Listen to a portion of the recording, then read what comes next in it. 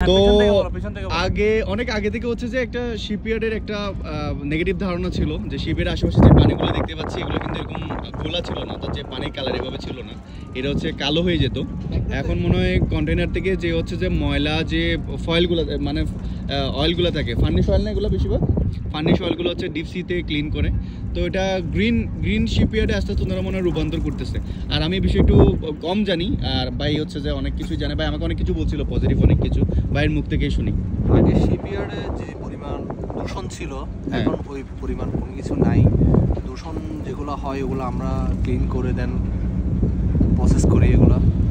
আর second যে negative ইস্যুটা ছিল এখানে প্রচুর রিস্কি, মানুষ মারা যেত আগে, অনেক মারা যেত, বাট এখন ওরকম কোনো কিছু হয় না আশা করি। আপনি পার্সেন্টেজটা অনেক কমে গেছে। লাস্ট 2 ইয়ার্স যদি হিস্ট্রি টানি একটা শিপইয়ার্ডের, ওরকম কোনো হিস্ট্রি পাবে না যে এখানে মানুষ মরছে। ওই নেগেটিভ ইস্যুটা আসলে আমাদের ব্যবসা প্রতিষ্ঠানের জন্য অনেক ক্ষতিকর হয়ে দাঁড়াচ্ছে। সরকার কি আপনাদেরকে এখন সাপোর্ট করতেছে এই কাজে? সরকার সাপোর্ট করতেছে, বাট আরো সাপোর্ট বাড়াইতে হবে আমাদের। জানেন এখন একটা স্বৈরাচারী সরকারের সময় মনে করেন যে অনেকে একটু মানে ভয়ের মধ্যে ছিল, ট্যাক্স ঘুষ এই বিভিন্ন বিষয়ে। এখন যে সরকার পরিবর্তন হওয়ার পরে এই সরকারের আমলে কোনো সুবিধা পাচ্ছেন? এগুলো প্রত্যেকটা প্রতিষ্ঠানে ছিল, শুধু আমার এই শিল্পের মধ্যে ছিল ওটা। মানে প্রত্যেকটা শিল্পে আর কি, এই শিল্পের জন্য কি কোনো মানে এক্সট্রা ফ্যাসিলিটি পাচ্ছেন কিনা? এক্সট্রা ফ্যাসিলিটি ওরকম ছিল না। এটা এখন আমাদের শিল্পের আসলে যে একটা আমরা ডলার নিয়ে একটা ক্রাইসিস ফেস করতেছি ব্যাংকিং খাতে, যেটা এটাই কমছে এখন। ওই জিনিসটা আমাদের মানে এখন কষ্ট হয়ে যাচ্ছে। আগে আমরা যেটা মার্জিন 80% মার্জিন দিয়ে করতাম, এখন এটা 100% মার্জিন দিয়ে আমাদের নিজস্ব ব্যক্তিগতভাবে করা লাগতেছে। আচ্ছা, ব্যাংক সাপোর্ট দিচ্ছে না ডলার ক্রাইসিসের জন্য। তো এগুলা চিন্তাগুলো আসলে আমাদেরকে আরো সরকারিভাবে সাপোর্ট দিতে হবে। দেন আমরা এটা অনেক বড় একটা শিল্প না, বা সরকারের তো উচিত এই বিষয়ে নজর দেওয়া। এটা হচ্ছে যে আমাদের থেকে 1,500 কোটি টাকা পার ইয়ার রাজস্ব যে সরকারি খাতে 1,500 কোটি টাকা মতো। আচ্ছা আচ্ছা, ওইভাবে আমরা ফ্যাসিলিটি পাচ্ছি না। এর কারণটা কি? মানে সরকার কি আসলে নজর দিচ্ছে না নাকি হচ্ছে অবহেলা? অবহেলা।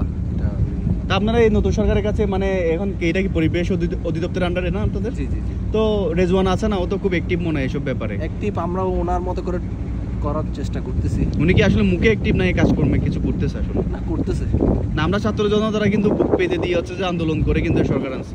উনি যদি শুধু মুখে ফাঁকাফাঁকি করে কাজের মধ্যে কিছু না আনে, দেশের মানুষ যদি এটার উপকার না পায় তাহলে তো হবে না।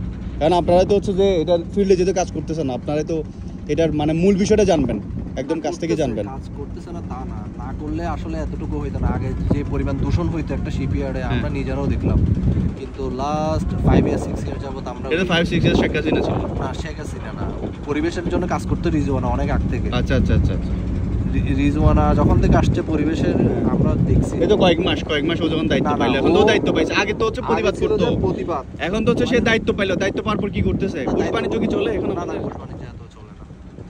ওই অফিসাররা, নিম্ন যারা অফিসার আছে তারা কি ডিস্টার্ব করে? এগুলা আসলে কখন কিভাবে মেইনটেইন করবে ওরাই করবে। কারণ হচ্ছে এটা আমরা বললে সারা, এটা আসলে বাঙালির রক্তের মধ্যে মিশে গেছে সব। এটা আমাদের নিজেদের একটু সংশোধন হইতে হবে, এই একটা বিষয় আর কি। তো বুঝতে পারছি, তবে হচ্ছে এটাতে আসলে নজর দেওয়া উচিত। বাংলাদেশ মনে হয় ওয়ার্ল্ডে কত নাম্বার এখন পর্যন্ত শিপ এরকম ইয়েতে? 3 নম্বরে না, মানে শিপ কাটাকুটিতে। এটাই আপনাদের বাসায় কি বলে? 2019-20 মনে হয় 1 নম্বরে ছিল বাংলাদেশ। 19-20 1 নম্বরে ছিল, এখন 3 নম্বরে চলে আসছে। আমার যে ডলারের যে বিষয়টা, ইউনিট সরকার তো এখন ট্রাই করতেছে, আমরা ফেস করতেছি মূলত ডলার নিয়ে। আমরা ব্যাংকিং সাপোর্টটা ওভাবে পাচ্ছি না, মানে ব্যাংকিং সাপোর্ট পাচ্ছেন না, ডলার নিয়ে প্রবলেমের মধ্যে পড়ছেন, যার কারণে হচ্ছে শিপইয়ার্ড যারা করতেছে তারা সবাই প্রবলেমের মধ্যে আছে। এটা তো ম্যানগ্রোভ ফোর্স না? আগে ছিল 130টা শিপইয়ার্ড রানিং, আর বর্তমানে শিপইয়ার্ড রানিং আছে 17টা 18টা, ডলার সংকটের কারণে। তাহলে এত ক্যাশ টাকা তো সবার নাই, সবাই এত কারণে একটু সমস্যার মধ্যে আছে সবাই ব্যবসায়ীরা।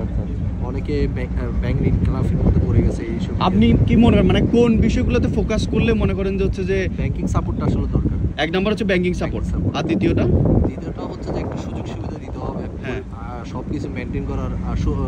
যেটা গ্রিন শিপইয়ার্ডের টাইম করে দিল 25 সাল পর্যন্ত, ওটা 30 সাল পর্যন্ত করে দিলে অনেক শিপইয়ার্ড হয়তো চেষ্টা করবে। আর 25 থেকে 30 সাল তো অনেক বেশি সময় না, একটা শিপইয়ার্ড রেডি করতে মিনিমাম টাইম লাগে 3 থেকে 4 বছর। তারপরে হচ্ছে যে এটা আমার মনে হয় 3 বছরে করে ফেলা দরকার। আপনাদের চেষ্টা করবে এটা, টাইমটা যদি বাড়ায় অনেক শিপইয়ার্ড নতুন করে চেষ্টা করবে ওনাররা। আর সরকার আপনার কত % ট্যাক্স দেওয়া লাগে যে শিপগুলো আমরা কিনে আনতেছেন কাটার জন্য? এগুলো এক এক সময় এক এক এগুলো আসলে নির্ধারিত কোনো কিছু না। অ্যাভারেজ কিরকম? 30%। 30%? মানে একটা যদি আপনি 100 কোটি টাকা দিয়ে কিনেন, 30 কোটি টাকা সরকারকে দিয়ে দিতে হবে। তা সেই হিসাবে তো আপনাদের ফ্যাসিলিটি মনে হয় আমি তো দেখতেছি না তেমন। চেষ্টা করতেছি আর কি শিপইয়ার্ডকে বাঁচিয়ে রাখার। আচ্ছা, এই যে রডের দাম ওঠানামা করে সেটা কি আপনার কাঁচামালের উপর ডিপেন্ড করে নাকি ওদের সিন্ডিকেটের উপর ডিপেন্ড করে? কাঁচামালের উপর ডিপেন্ড করে। রিসেন্টলি যে দাম বাড়লো না? রিসেন্টলি দাম বাড়লো কারণ হচ্ছে যে এই যে পরিমাণ শিপ থাকার কথা একটা শিপইয়ার্ডে, ওই পরিমাণ শিপ নাই বর্তমানে। যেখানে আমরা এক এক সিজনে এক একটা শিপইয়ার্ডে মানে দেখতাম যে একটা শিপের পিছনে একটা শিপ লেগে থাকতো, যোগান থাকতো।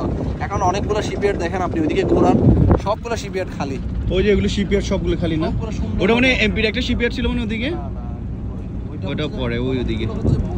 আচ্ছা, এদিকে আমি একটা শুনছিলাম একটা এমপি নাকি জায়গা দখল করে রাখছিল, ওই যে ভূমিটা আওয়ামী লীগের নাকি একটা হচ্ছে এমপি, আমি একবার শুনছিলাম অনেক আগে 3-4 বছর আগে। ওই যে ম্যানগ্রোভ ফরেস্ট দেখতেছেন গ্রিন জায়গাটা, এইখানে নাকি হচ্ছে এটা দখল করে ফেলছে ওপাশে।